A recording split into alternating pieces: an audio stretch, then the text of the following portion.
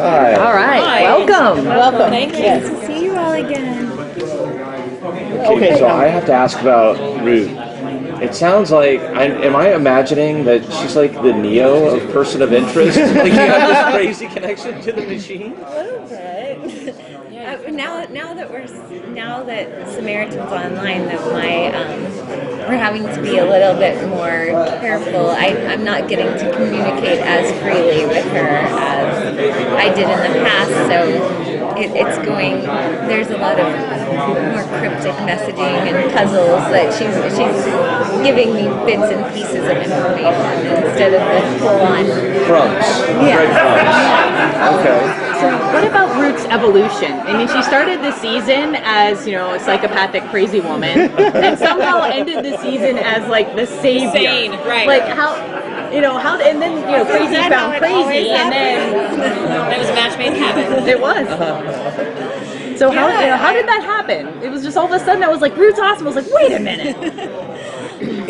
Just the writers are. I mean, I don't know if when they told me I was doing a few episodes in season 2, I don't know if they knew this was going to happen or not, but I think just the really good chemistry me and the machine had probably. Both of you seem to have had major losses of parents in your backgrounds, and you both have sort of that hard edge of having not dealt with probably some of that loss. How do you see that in your characters and how that shapes you? I think, there's very little. I remember when I first got the role, I wrote Jonah this 2-page email about her history, where she came from, the kind of pizza she likes, the kind of alcohol she drinks, how she likes to fuck. I did this whole thing, and he was like, yeah, we'll just kind of figure it out. And I was like, okay, so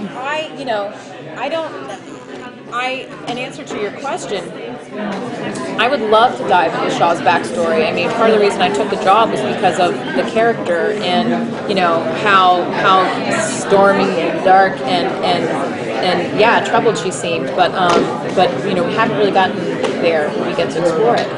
But yes, clearly, girlfriend has some issues, and she hasn't addressed. So. Where are we going to find you in the premiere? I can't imagine Shaw in suburbia baking cakes and doing all this normal stuff. So. Really? Really?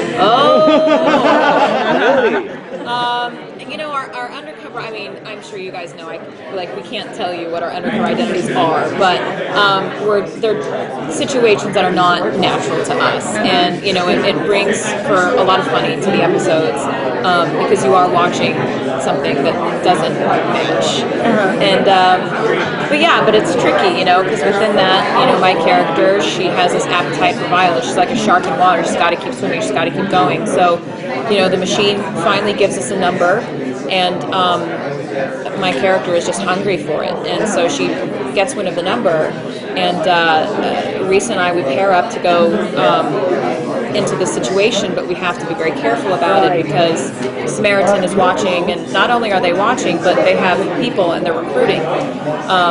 So I can't make too much noise or I'll draw notice to myself. So anyway, it's a very fine dance kind of that our characters have to do. My question is, the two of you started off as, your characters started off as adversaries, and now you're kind of like best friends, BFFs, hanging out, and you really enjoy spending time going out drinking together. Like, can you guys talk about how that worked, how you played that? I did kidnap her.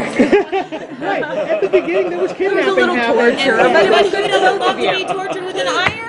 Girl, come on. I know you like that. Can you talk about that, how that changed as it went on through the last season especially? Yeah, I feel like somebody like Shaw, she wants to go where the most violent situation is. I could even see Shaw one day saying F you to all the team and joining Samaritan. I can totally see that with her. I think she's dark enough, and she's kind of a loner enough. Did you ever see the movie The Heat with Robert De Niro? Yes. She's kind of like, she's part of a team, but she's still operating on her own in some ways. So, you know, I think for her, Root is somebody who she knows will deliver a good time, aka lots of violence. And I think there is some trust that she has found within her. Like Shaw has put some trust in her because Root saved her ass a couple times. And yeah, so I think, you know, that. And then also they just keep writing things like Shaw and Root are inches away from each other's face. So, you know, like, so yeah, so we saw what was happening. We're no dummies. This isn't our first time. I was on the L word for a while. I knew what was happening. I think back also to what you were saying about, you know, they do have some similarities in their past, and I think for me it's admiring who she is and what she does and how she does it, and also it's fun to mess with her. So. Yeah. Do you think with your relation with the machine, does the machine ever listen to Root, or does the machine just tell Root, you need to do this, you need to do this? Up until this point, it doesn't seem like I'm giving any advice to the machine. So I'll be interested to see how long she can go without that happening. It seems like there's been, you know, there was times last year where I was really questioning why the machine was putting me in situations and trying to get answers from the machine that she was making me figure out on my own. But I feel like that could ultimately become like a conflict of interest of like, wait, I want to have a say in what's happening too. As of right now, the machine's not looking for help from anyone, advice. So particularly at the beginning of the season, you had some awesome, crazy, best to describe them, scenes. What was your favorite scene to do this year, in this last season? I mean, the one like big speech to the psychiatrist that Jonah wrote was pretty awesome. That was really fun, and being tortured was a lot of fun.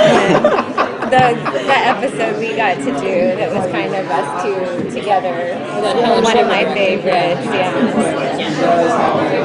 It does seem like the way you described it, especially the way you described it as like addict and enabler type relationship. Is that fair to say? Absolutely. Absolutely. Yes, that is. That's great. I'm going to use that. Are you? Okay, that's great. First one's free. Okay, good. Thank you. Guys, I need to wrap up. Thank you. Thank you very much. Guys. Take Good luck care. this season.